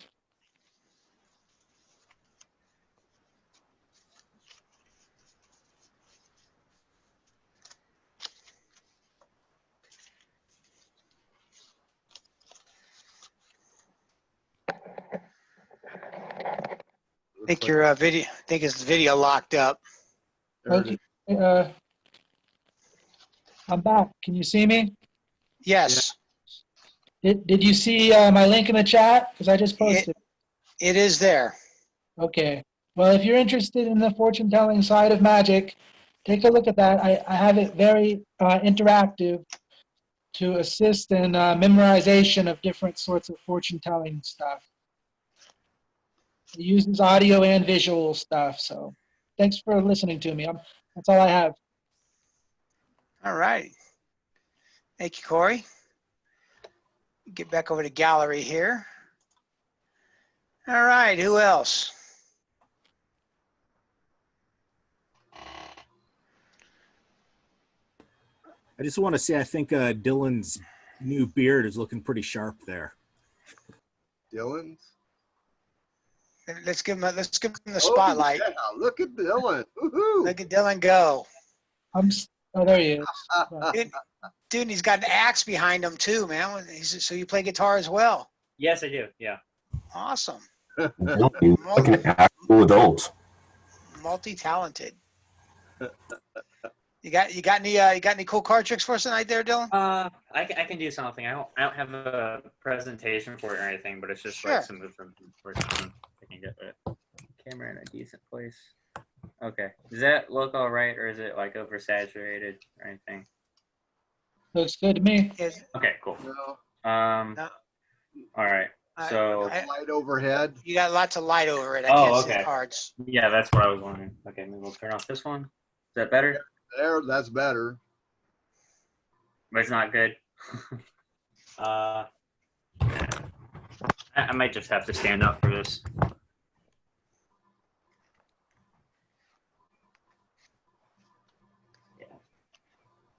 You have light above your head that's washing out the cards, Dylan. Let's try this one. And that's better. Okay, I'll just work like this one. All right. We'll do, so that'll be the selected card. Okay. And it gets very center. And we'll use the top card. It's not the selected one, but just like this. Oops.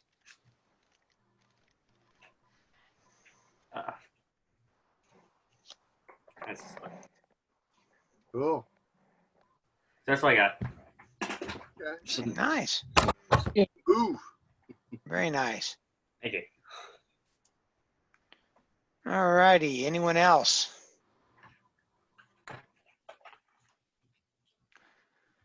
Well, I might give one a shot. I've been messing with. Let me see if but I got to get my my camera moved around here. So I need a spotlight, and I need to.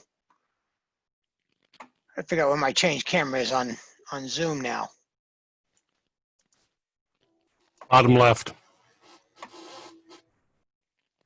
The little up arrow next to the right of the camera switches it. There it is. Yep, got it. Let's see if it if I can get my tables in here. All right, let's see if this works or not. So oh man, I'm going to get a little bit lighted out as well, I think. The black card is not too bad. Yeah, the black cards aren't. Let's try that. Okay, well, that's not. All right, so I think we can see that, but I mean, you can't see it. So it's gonna be a little bit messy. But so, anyways, I don't have a full routine down for this one here, but we're just kind of the 3-card monte routine. You've probably seen the operators out there that sling 3-card monte around it in the big cities and places like that. So the concept right off the bat is that you need to have two of one card. Oops.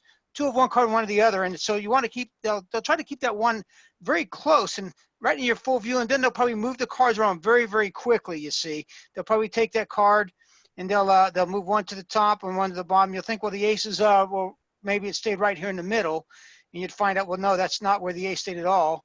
Matter of fact, you might think it's right here where it was, and it's not. It's actually right here in the middle. So the concept now is that now they think they got you. So they're going to take those cards. You have to have oops, let me see if I can keep that in view here. So you got to have the 6. You still got to have the that ace. And then when you do that, you got to have the other 6. You see, and then they might even do something. And this time here, they're not even going to make a move. They're just going to give it a little pop and see if that makes any move. And they'll go, well, where's that ace at? And you say, what's in the middle? We'll go, no, that's not where it's at. That's where the 6 is at. You see. It was actually right here on the bottom, and this is why I'm going to need a little help. So I'm going to take that ace, I'm going to put it right here. I'm going to put my little red marker right on top of it, which this is where, right?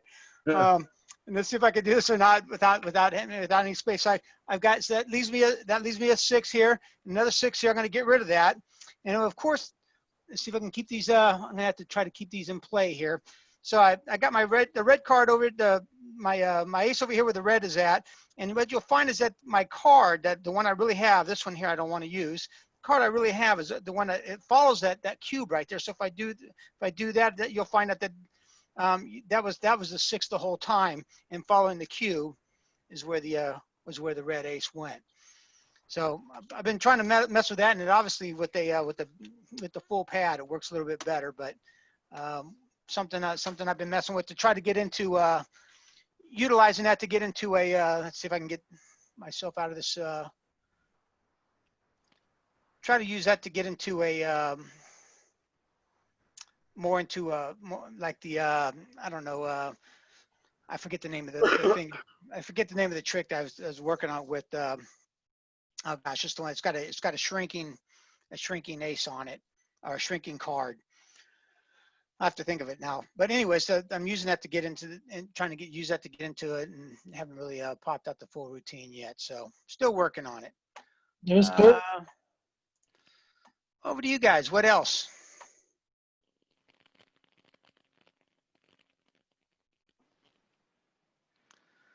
Well, if there's no one else, I'd like to say something. Go ahead. I thought tonight was totally awesome. The tricks that we learned, they're like winners, you know. Those are some tricks that I think I'll actually use and practice and care about. So I really appreciate being able to be here tonight to witness all of that. I have been to MagicFlix before when they first started, and nobody mentioned it, but Rocco Solano is the one who first got Magic Effects started, like last year. So I like Rocco a lot. I'm a pass.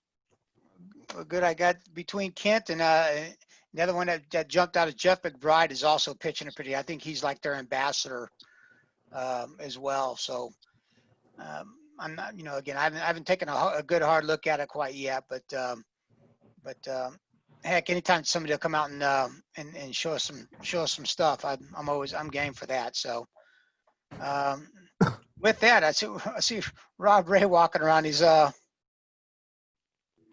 Oh yeah, I'm mobile on my phone right now. I got you. You're moving around.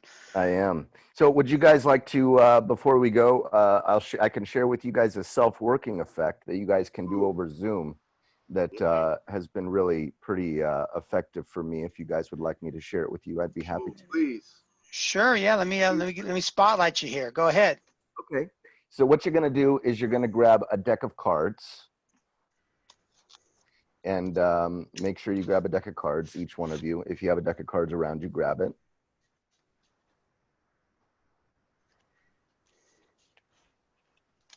Got it. Great. And what you're going to do is you're going to pull out any 9 cards out of that deck.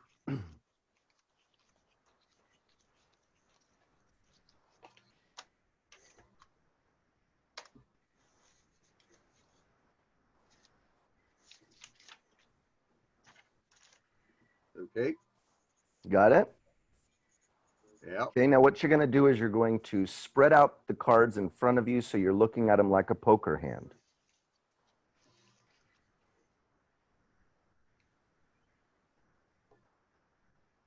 Okay, and then you're going to look at the card that's second to the left. So not the one that's all the way on the left, but the one that's second from the left.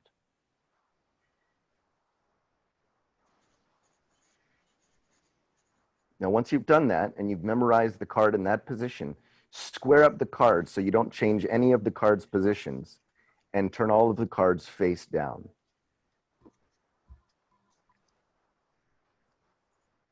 Now we're going to use a little bit of you, a little bit of magic, and a little bit of chance.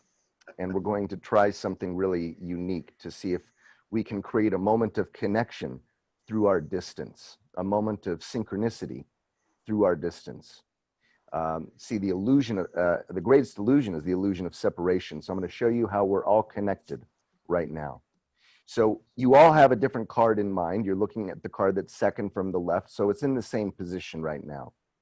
So what I'd like you guys to do is to pick up this stack of cards, and you're going to spell your name using 1 card for each letter in your name. So you're going to spell your name. So my name is Robert. So I would spell each card 1 by 1 face down into a pile, and I would stop once I hit T, and then I would put the rest of the cards on the top. So go ahead, spell your name the same way. Just deal the cards down onto the table, however many cards are in your name. And then if you have any cards left, put those on the top.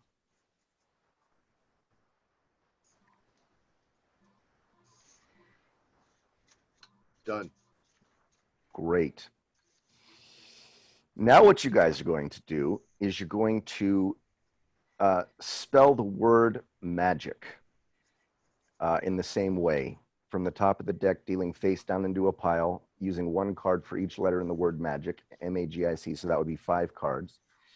So deal 5 cards down on the table, 1 by 1. on top of each other, and then put the rest of the cards on the top.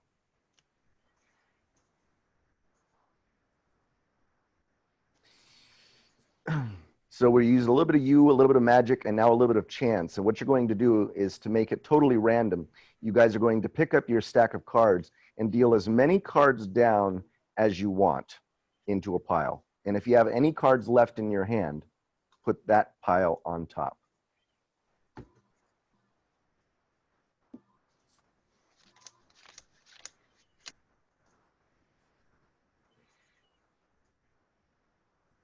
Done.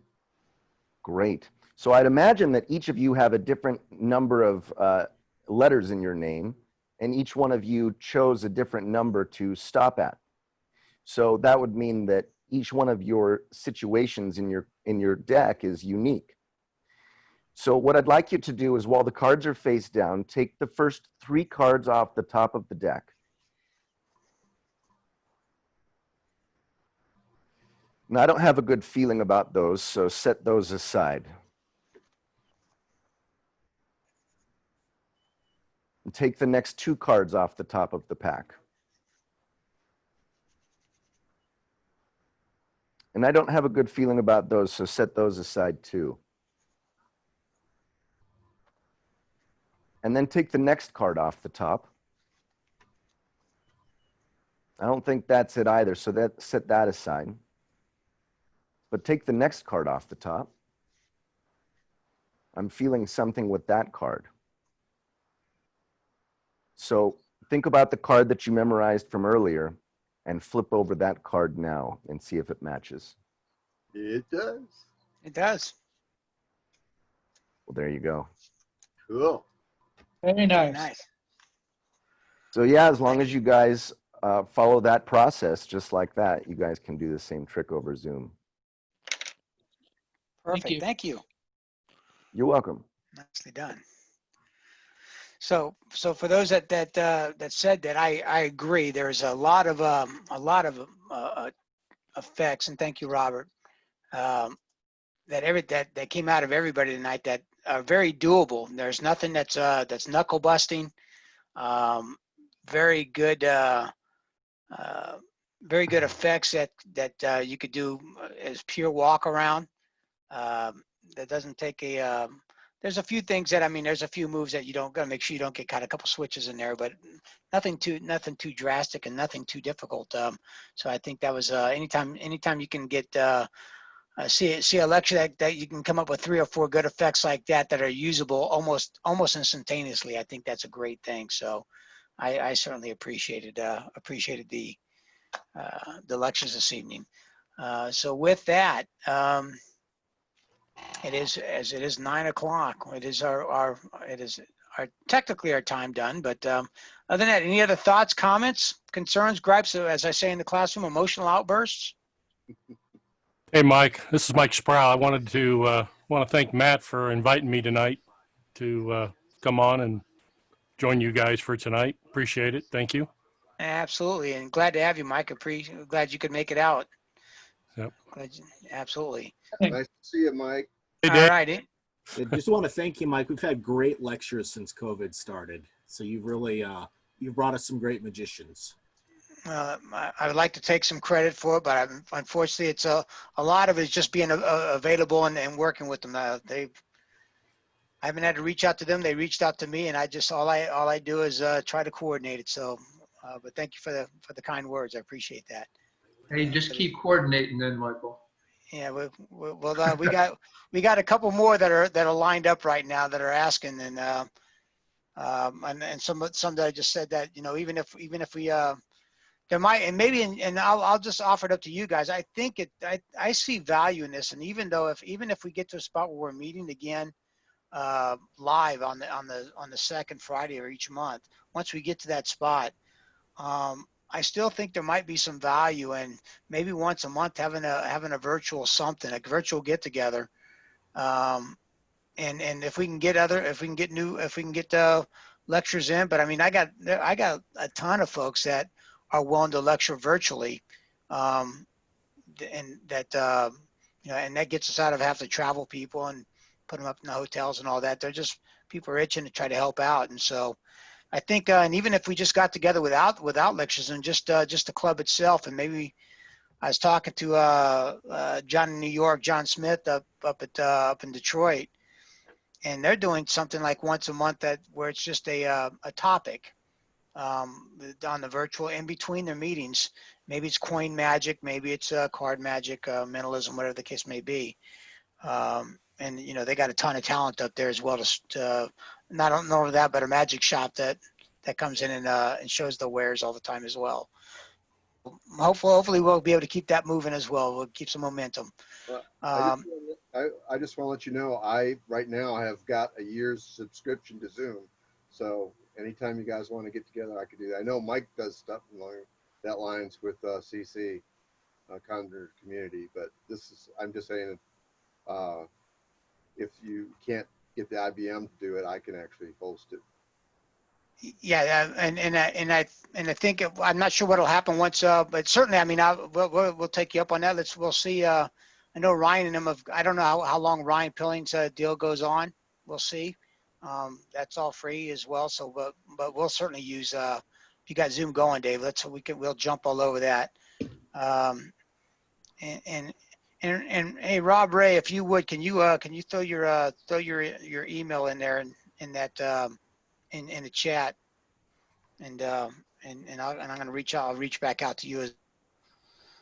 Michael Sproul, also, if you want to put your email in the chat for Mike to include you in future things. For those of you guys that don't know, Michael Sproul is a Dayton area magician, but just it's hard for him to make it to the meetings, despite me inviting him a ton of times. Friday's just a tough night for him to get away from home, but the virtual platform is a little easier for him to do. So while we're doing this, it's kind of cool that he can join us. Yeah, I'd like to see this thing continue, just for reasons like that people that can't get out on let's give a second opportunity, that we don't need the church. And I think it's been a good thing. So and Mike, I'm writing your stuff down here right now. So Magic and Michael Sproul. Not too difficult to remember there, Michael. Right, so nicely done on that. So hey, I appreciate you guys. I appreciate you guys. I appreciate this. I'm gonna ask and I'll put this out also via email. I want to see what it would look like if everybody tried to. What would happen if we just committed to bring one person in? We try to get one person to show up to a magic meeting, and start to try to get some new folks in. I think this might be an opportunity. I'll put that challenge out via email a little bit later on. But I was thinking about it before we went COVID. But I thought we'd be done with this by now, but I don't think we are. So we'll. Be thinking about what it would take to if we could actually get more people in, and I think that would do great at spreading the magic across the region here. So with that, that's all I have for you guys. Thank you guys for everything. I appreciate all the support. I appreciate you guys showing up on Friday night and engaging as well. So it's been a good thing. With that, any other comments before we knock it off? Oh, where can we rewatch the meeting again? I think he said he was going to send it. He's going to send it. I think talk about putting it on this YouTube live. I think it's a YouTube live. And real quick, where are you guys based out of? Las Vegas. Oh, you guys are in Las Vegas. Okay, great. The MAGICFLix. Wait. Who you talking about? Who's that question? Robert Ray. Robert Ray. We're out of Dayton, Ohio. Oh, okay. Yeah. Robert. Okay. Yeah. You sound like Swandy. I thought it was Swandy too. I thought it was Swandy. I swear to God. No, we're out of Dayton. So yeah. Okay. Great to have you in the meeting there, Rob. Thanks, Robert, I have a question to ask you. If you're doing street magic like on Fremont, do you have to get a permit or something? Yes. In Vegas, I think you do. Okay. Yeah, not only do you need a permit, but they actually reworked it about a year or maybe more ago to where you get assigned a spot and there's a rotation. So you have a time period of, I think it's like an hour and a half, 2 hours. Maybe it's more than that, but they actually went and put markings on the ground, made it part of the ground. And this is spot number 17, and you have spot number 17 for this time slot. And if you don't show up, then no one else, I don't think anyone else can come and take that spot. It's just not eligible until the next time, but it goes into, you go into a lottery, and that's kind of like they do. And they give away the time slots based on the lottery. I think they do something similar like down in Key West, and I believe down in Mallory Square is a lottery as well. Those types of things. A lot of the places that have been well-known street pitches, from what I understand, have gone to that system to just prevent anyone and everyone from showing up and doing it. And Las Vegas in particular, one of the reasons that they did it is they just have some guy that would put on a thong and go out there and have his picture taken with people. And it wasn't really a talent or a skill or anything like that. It was just a fat guy in a thong, and, you know, and yeah, so making money. I've seen it. I mean, and don't get me wrong, those people were out there, they were making good money because people getting their picture taken with them and that kind of thing. But they actually make it now where you have to go through an audition process to kind of eliminate things like that. And do they charge for that? I do believe there's a permit and like application fee, but I don't think it's crazy expensive. But I do believe that is a thing. I like the busk in Yellow Springs here in Greene County, and they are starting a new bill that would prohibit all busking in Yellow Springs. And really? Because of COVID, which is really a bummer, because I love to go down to Yellow Springs and perform magic. Yeah, so do I. They haven't done it in Oregon District yet, so there's still busk down there. I haven't busked since all this happened, but